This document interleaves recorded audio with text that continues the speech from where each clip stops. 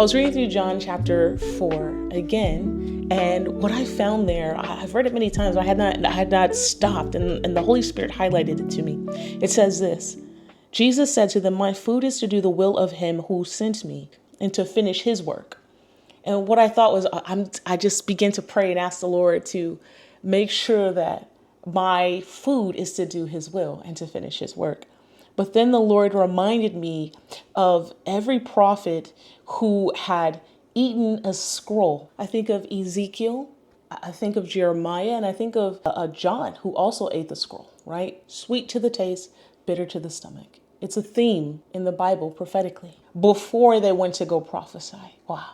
And prophets in the Bible are the most extremely obedient people to God. They hear the voice of God constantly. They're in communication with him. And so that requires deep obedience to God. And I thought, my goodness, literally doing the Lord's will, making the Lord's will your food, the thing that sustains you through life, doing the Lord's will. And it makes me question, it makes me ask, Lord, what is your will? And we know what it is. Matthew 28:19, also to love your neighbor as yourself, to love the Lord your God, right? And so to love God is to obey him.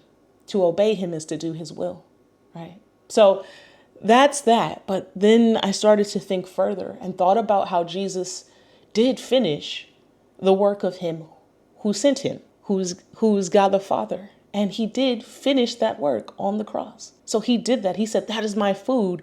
That is the thing that is sweet to taste, but bitter in my stomach, as I have to begin to speak out my words, as I have to tell the Pharisees, as I have to tell these words that will resound all through history. That was his food when he was fully God, fully man on earth. And so he ate that, and he was our example of making the will of God his food and finishing the work of him who sent him. Are you even sent by God is the first question you have to ask. Am I doing the will of the Father? Is he even sending me anywhere? Is he trusting me enough to send me, to allow me to be used? Am I being used by him to speak life or whatever it is? That's the first thing. Am I doing his will in that? If you're not, pray about it. But what I learned here is that there's a yearning and a deep desire to do God's will. In context, this is after he had talked to the woman at the well. He prophesies to her in that. And what I learned about that was that if you're prophetic, if you're giving a word to somebody, that there's a deep level of compassion and love, but truth that pierces the heart that you need.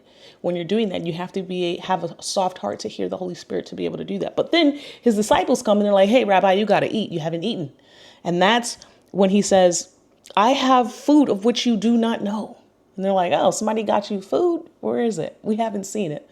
And then he says that my food is to do the will of him who sent me and to finish his work, right? And then he goes on to talk about the harvest. Our job, I believe, based on this, has always been the Great Commission, has always been to go where the harvest is plentiful, because the workers are few. And if you are a believer, that should be the cry of your heart. You should pray to the Lord for more compassion if you don't have it.